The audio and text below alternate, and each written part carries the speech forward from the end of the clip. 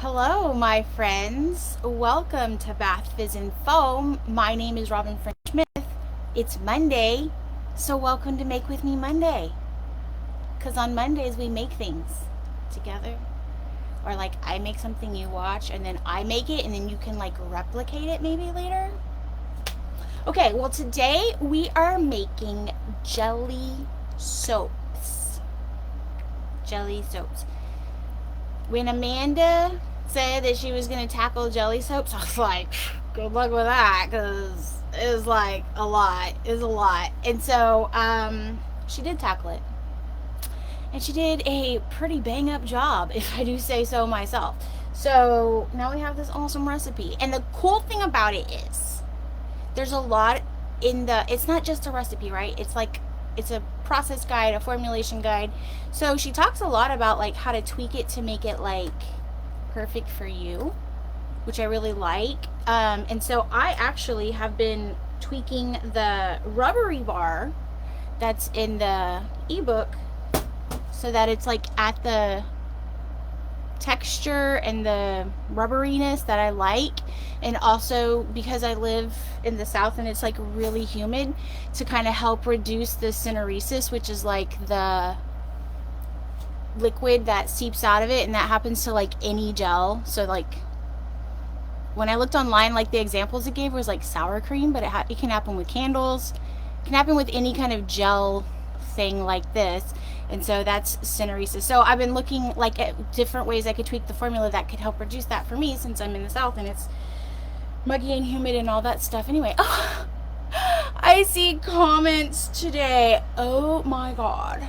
Okay, what I did differently, Robyn, future Robyn, who's like can't figure out what you did, past Robyn, I'm telling you right now, you turned off the Wi-Fi, put the landline in, then opened the browser, then opened Facebook, then opened the live event. Okay? Thank you. You're welcome. Thank you. All right, so today though, instead of making the rubbery bars, I'm gonna make jar jellies. And I have these jars that are double walled. They're like a thicker, not double walled, maybe they are. They're like a thicker wall, which I'm like crossing my fingers that this can handle the heat, because that's one of the issues when you're doing it like this. They have to be able to handle the heat. I do have some jars that I ordered that are, hold on, they're over here somewhere. Okay, well I don't know where they are, but they're like made of HDPE,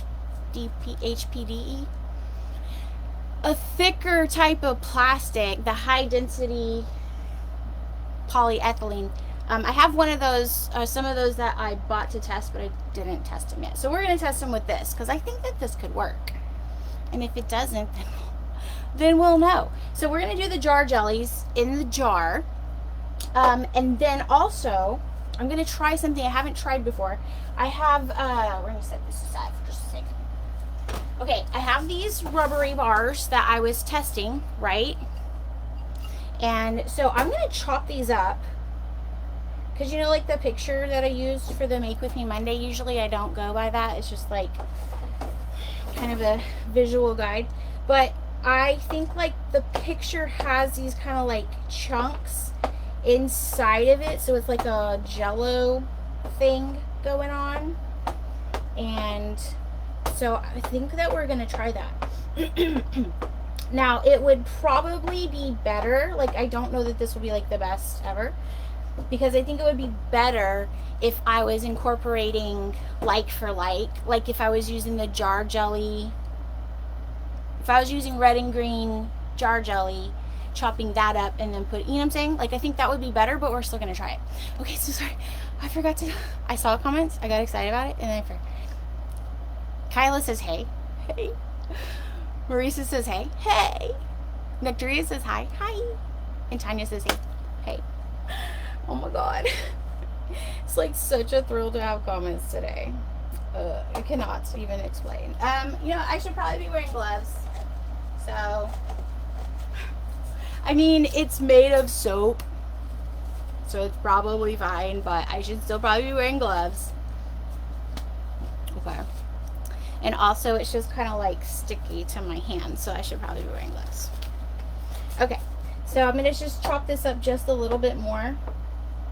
So the reason I'm saying that I don't know if this is gonna work and I should probably use like for like, so what I think it could possibly happen is, like, since the jar jelly is gonna be squishier and this is gonna be firmer, then these might like kind of fall out of the jar jelly, you know, like just kind of like pop out when you are like playing with it or something. I'm not sure. I haven't tried it yet, so I don't know. Oh, my voice. Okay. All right, so I'm going to stick these in here and we're going to incorporate those in just a little bit. Literally, that looks like food. Like the red especially. The red especially. I feel like it looks like... Oh, you know what would be fun to do for Christmas? Would to make it look like cranberry sauce. Like, okay, what if you took like tomato paste? You know how tomato paste is like in the little jars? And you took, or the little cans, and you took tomato paste, and I don't know if it would work, but you could try to use that as your mold, and it would look just like cranberry sauce. Oh my God. I may have to try that now. I may have to try that. I'm going to turn that on so it gets like started and gets hot and stuff. And then we're going to come over here and I'm going to talk about the ingredients with you. And I've already pre-measured everything, or pre-weighed it, but I'm still going to talk about it. Okay, so the first and most important thing in your whole formulation is going to be what type of carrageenan that you choose. There are several types, 3 main types, 2 main types. The 2 main types oh please. The 2 main types are Kappa and Iota. And I know it sounds like we're gonna join a fraternity or something. Kappa carrageenan. Rush week for Kappa carrageenan. Okay, so this is Kappa this is, oh my God, this is Iota carrageenan. You can do all Iota, you can do all Kappa, you can blend them and have like different combinations to blend them, so then, and whatever you use like changes the consistency of it. So there's also different ways that the supplier will provide these to you. The one that I have right now is where I can just hydrate it like right now on the fly. Some of them, I think that you have to like give it a little time, but not this kind. But check with whatever kind you get. And I got mine on Amazon. Amanda got hers on Amazon. I got mine from, actually I got it from 2 places, so hold on, let me see. Okay, Modernist Pantry. You're gonna look for like, and if you're in a different country and like your Amazon doesn't have this, go to like cooking, like gastro cooking, experimental cooking kind of things, because it's used for like the fancy cooking things where, you know, you go and it's like, it's a pepper cracker with seafoam bisque, and it's like literally like a cracker with like foam and it's on a plate, and then that's it. That's your whole meal, is just one cracker, because it's like gourmet. Yeah, look for like suppliers like that. Okay, so this Modernist Pantry, you can buy directly from Modernist Pantry. So like I thought about buying like bigger amounts, and I would do that directly from them. But if you just need like a small amount, cool, Amazon is your friend. And this one I got from, I feel like this was from a supplier, but it was like a long time ago, so I can't remember. But some soap suppliers might have it too.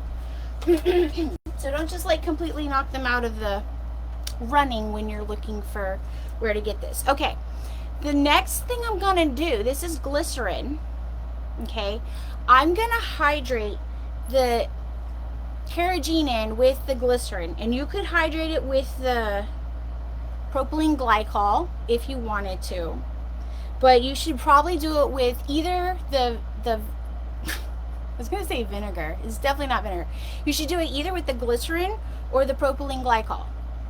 You do not want to put this straight into your water or straight into your other water-based ingredients, because it's going to clump up, and like, it is impossible. I promise you, you can never get it unclumpified. Like, so trust me, just do this. Just do it like this. Just add your, you could do it the other way, I suppose, where you like put the powder into the glycerin. I'm sure that would work too. I haven't tried it, but I'm sure that would also work. But mainly the point is that you want to get that in there, and then you want to stir. Like, also don't just like put that in there and then like assume you can just like walk away, because if you do that, then it will clump, unfortunately. So I'm gonna stir it up. I just want to make sure there's no like little powdery bits in there and no clumps, and it's gonna look like some really like super amazing snot. Like, if you coughed this up, wow, see a doctor. The one thing about iota is that it kind of always makes a cloudy, opaque jelly, and kappa tends to make a nice clear jelly. So if you're trying to achieve a clear jelly, then you're probably going to be wanting to use the kappa, and you're going to want to be using like a liquid color, like a dye or something, so that you don't have that mica in there to like cloud it up. Okay, so we have our our carrageenan hydrated. Now I'm just gonna start pouring things straight into the pot. Okay, look, we talked about in the thing, it talks about, like, doesn't it talk about, tell me if I'm wrong, just doing it in a double boiler or something like that. Look, you can do that if you want to. That's how Amanda did hers, and like that works for you also, then good, do it. I am too impatient to do that, and I have found just pouring the pot one time, it's like so quick if you do it like this. So like, that's why I'm like wasting all this time in the beginning, because once we do this, it's like so quick. Okay, so this is just water, putting that in the pot. This is cocamidopropylbetaine. It's a liquid surfactant. You could also use, I did try substituting decoglucoside, which has a fairly high pH, and it did not break the gel, which is what I was concerned about, because sometimes pH can affect how a gel holds. So you could use decoglucoside or probably another liquid surfactant if you wanted to. So just Cat B is what I have a lot of, and it's cheap and it's gentle, yada yada yada. You can also use, and I haven't even tried this yet, but like I know Amanda did try this, but you can actually use powder surfactant. Like you could use SLSA or SCI or something. You can use powder surfactant too, because she did that. Okay, this is propylene glycol. My brain knows what it does, but like also my brain currently doesn't know what it does. It's a thing, and it does a thing.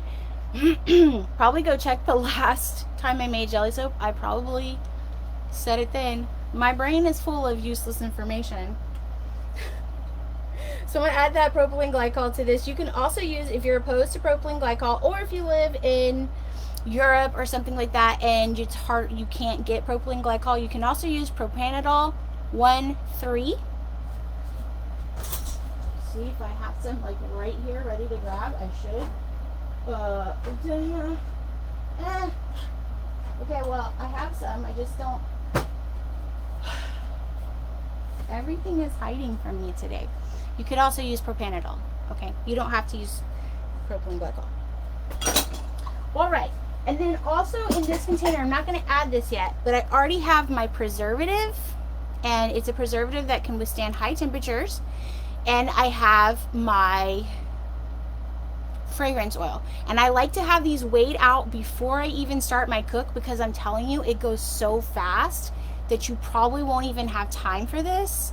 Like, you don't have time to measure this out afterwards. So you want to have it ready to go. And I'm going to add this stuff. Michelle says, hey ladies. Hey, what's up, Michelle? What's up, my friends? Okay, so I'm going to add this into here, and then I'm going to stir it around, because again, you don't want to just like leave it sitting in there, because it will kind of clump up. And I'm using a double batch. I don't know if I said that.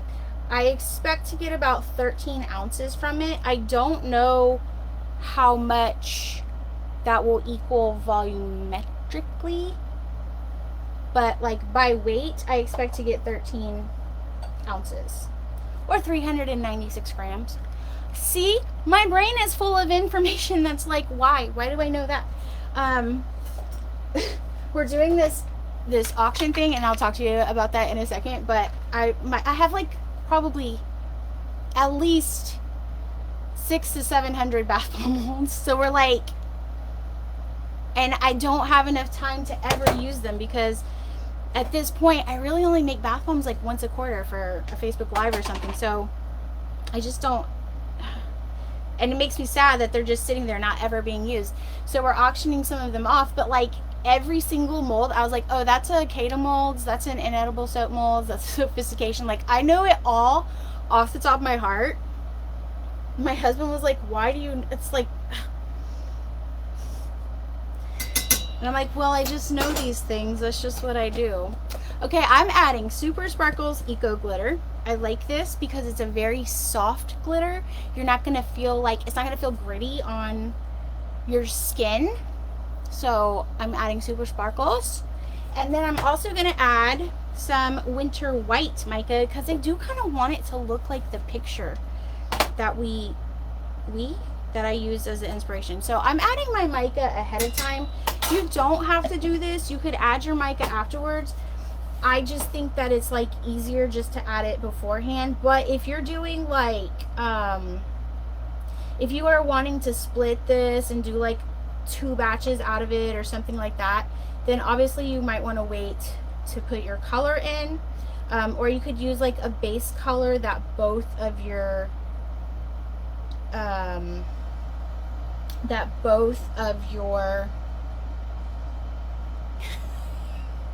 help me Jesus, both of your batches have. So like you could do yellow and green, or you could do blue and green, or you could do like, you could like start off with yellow, turn anyway. Okay, you get it.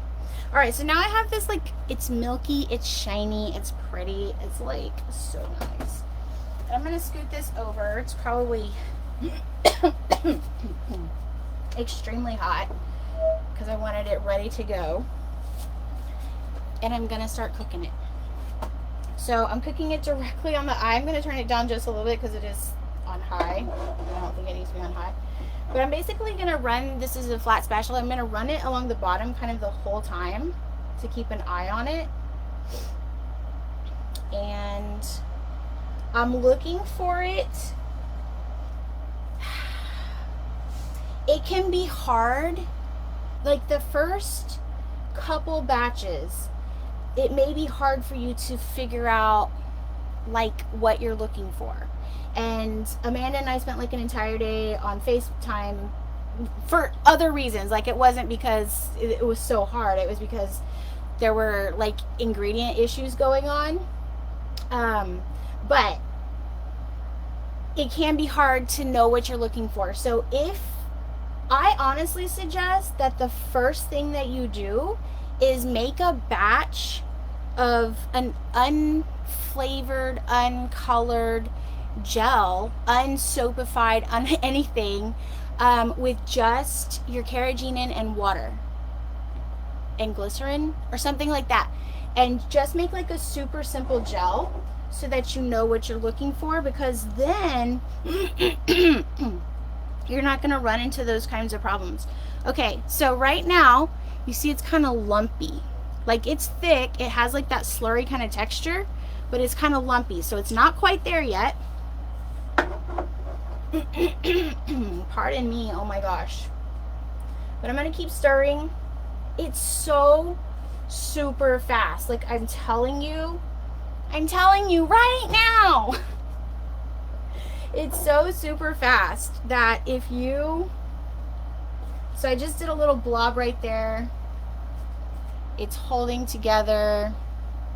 I think it needs to go a little bit longer, but it just may take some practice. But do small batches. That's why the batches are written pretty small. Do small batches when you're testing to make sure that you understand what you're looking for. Okay, I think that this is pretty close. It may actually be ready.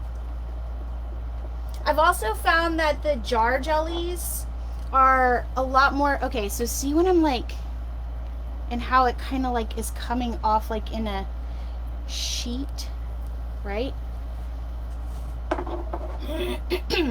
Super almost ready. I'm gonna go ahead and just pour this in. This is not gonna melt as easily as the jar jelly stuff. That's what I was gonna say, is that like I have found that the jar jellies tend to be easier to rebatch in my experience, and the rubbery jellies are a little bit harder. Okay, I don't want those to melt down, and I think that this is ready to go, and it kind of looks like barf. But we've already started. We're not stopping this train, okay? So we're going with it.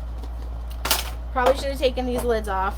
I have it sitting on the eye so that it doesn't like set up too much while I do this. And then the last thing we're gonna do right before we pour it is we're gonna add our preservative and our fragrance oil. Now, if you're using a preservative that has very specific, whoa, it like, oh, I bet it melted while I had it sitting. Anyway, this looks so terrible. If you're using a preservative that has a lower temperature tolerance, it looks so terrible, then you may need to use a thermometer, not a thermometer, yeah, a digital thermometer to test the temperature before you add your preservative. The preservative that I'm using, I can get it up to like 300 degrees or something like that, which I know this is not, so it's fine. But if you're not using that, if you're using like a different preservative, like Optifin, for example, which has like a lower heat tolerance, then you might need to double check. Okay. Pros and cons of this project. Pros. The double jar thing, it's working. Okay. Pros. It's so sparkly. I don't even know if you can see that, but it's like super sparkly. Pros. My little embeds look great. Cons. I left it on the eye and it, like, the red ones melted a little bit and now it's like gray. Like, it looks like really sad oatmeal. But you get the point. Right? You get the point, okay? Hold on. Okay. Looks like rice cereal. Yes. You know what though? Rice cereal is like so hard to find. Like cream of rice. When I was a kid, I was like obsessed with cream of rice, but I hated cream of wheat, which I know they basically taste the same. But I've looked for cream of rice now, and it's like, am I from a different universe? I know that cream of rice used to be a thing. You can't, it's like, you can't find it though. Well, this happened. It's a thing. So how do you use these, or how do you tell people how to use them, right? And once those cool off, I'll put the lids on them. So how do you use them? One thing that you can tell people to do is to hold please. Hold please. I gotta show you this. Okay, hold on. Okay. You can do them for a bubble chop. Okay, and I saw people the other day saying like that they have trouble moving their bubble scoops, like getting their bubble scoops to sell. Having something like a bubble basket is a really great way, like a good incentive to get people to do it. So what I used to do is I would sell the bubble basket with a scoop in it. So you got a free scoop when you bought the basket, and then you've bought this freaking basket. So you're going to keep buying scoops because it's like, I bought it, I should at least use it now. Now, if you don't have a 3D printer or access to it, then this might not be like a great option for you, but there are makers who sell these in bulk, so it might be worth looking into. The other thing you could do is, hold on, post bubble chop videos, okay? Post bubble chop videos, and those, if you like go to Instagram and search for bubble chop, there's probably some on TikTok too, they'll like go,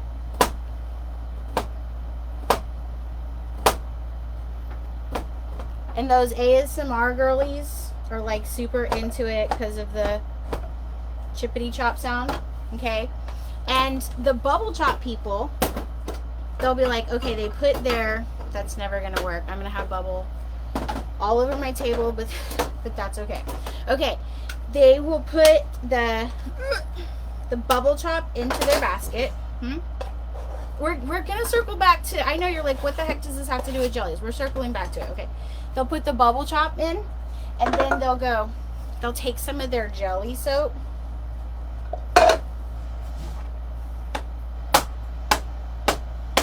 It's so dumb, but they'll chop their jelly soap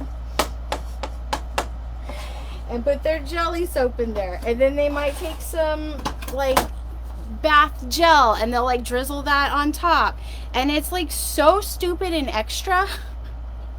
But they do these like really fancy bubble chops, and then you hang this on the faucet, and then the water goes through it and it makes bubbles. So like you could sell like a small jelly and a scoop together and be like, this is a, you know, you could say it like that. You could also, let me see if this is warm. Okay, it's pretty warm, but it's going to be able for me to do this to take it out of the container. It will stay in place better if I let it fully cool down, which I didn't. This one's special. This one's mine. I licked it, so it's mine. So yeah, so in a container though, you could also tell people like you can pull your jelly out and cut off a portion of it. Look, it's not set up. It's got to cool down more, which I didn't let it do, so it's not usually like this, but just hear me out, okay? I know what I'm talking about. It's also very hot, and I poured it straight into my hand, and that's a sacrifice I made for you, because I love you and I care. Okay, you can tell them to pour some of that out and chop it up, and give it to their kid, because that's the other thing. People are like, my kids are gonna ruin it, and I'm like, of course they did, just like they ruined your 20s. Okay, just kidding, I love my kids. Yes, of course kids are gonna ruin it. Kids will ruin a bar of soap. Kids will ruin anything if you just let them have the whole thing. So cut off a portion of it, give it to a kid, whatever. Those are my suggestions. Oh, the other thing that I love to do with these when they're set up and stuff, is to stick them in the fridge. And like, I know you're over there and you're like, oh, that's kind of kinky. No. Hear me out. You put it in the fridge, and then like after you go on a workout or something, you take it with you into the shower, and you have like a hot shower, but you have like this cold bar of soap or whatever. It feels so good, and it could be because we have this new faucet on on our bathtub, and it's one of the ones that spins, and so it doesn't really have like a hot and cold knob anymore, and I can't take cold showers, which I used to love taking cold showers after like a really long run, and I can't do that anymore. So maybe that's like I'm regressing or something because of that. But yeah, it feels really good. My hands are so sticky. Oh, okay, so as I mentioned, we are doing I hate the word charity, so I like thought about calling it like a fundraiser. I don't know what it is. Look, I have hundreds of molds, and I want them to do something better than just sit over there and look at me really sadly and ask me to use them, and I'm like, I can't, bro, I'm sorry, I can't. Okay, I want them to do something more than that, and so we're gonna start like auctioning off a bunch of them. And the first thing that we're doing is we're auctioning off most of my winter and Christmas molds, and so 100% of the proceeds for this are going to, and for all of the ones that we do with the molds, are going to go to help like the victims from Hurricane Helene, because there's still like a lot going on with that. I don't know why the news isn't reporting it correctly, but there's still so many people missing. There are so many lives that have been destroyed from it, like people's entire livelihoods, because not only is your house gone and your business gone, the road that brought people to your business is gone, and it will take years to rebuild that. So anyway, these are going to go to that, and some of these molds, like this is a bombshell igloo that comes with a little tiny penguin. I used this mold one time. That's the other thing where it's like, that is like some kind of guilt I cannot handle. That I like, well, I can only use it one time because I just don't have enough projects to make it for. Okay, I've only used it one time. This is a little penguin and a little igloo. This mold still has no bids on it, and it's $10. So you could still get this mold for $10. So all the starting bids start at $10 for the vacuum form molds. And there are molds on there that are like $60. And even if they have a few bids on them so far, it's not like they have like a few bids on them. So please consider, even if you don't care about the cause that we are trying to support, please consider just helping me and taking some of these molds away from me. Because this is like a little snow hill. How freaking cute is this? I would keep it forever if I could, but I can't. So I will post a link in the description where you can get these. This one's still $10. You could still get this one for $10. What? Yeah.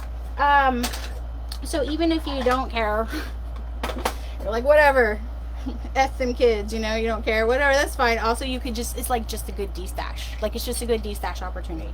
Okay, so please come help me out. And come check out these molds. And also, get your jelly soap. Oh, see, now this is looking better. I bet if I poured this into my hand right now, you can see like right there, it even has like an edge to it. So that's why you should wait, apparently. Yeah, thanks for hanging out with me today. If you're in Patreon, hop on to Patreon, because we're gonna do Patreon after party. We're gonna paint freshies. Oh my god, I have glitter. I have so much. We're gonna paint freshies and we're gonna decorate them. So I will include a link to that. I'll include a link to everything that you've ever needed a link for. I'll include it. Okay. Thank you so much for hanging out with me today. You're like literally the best, and happy making.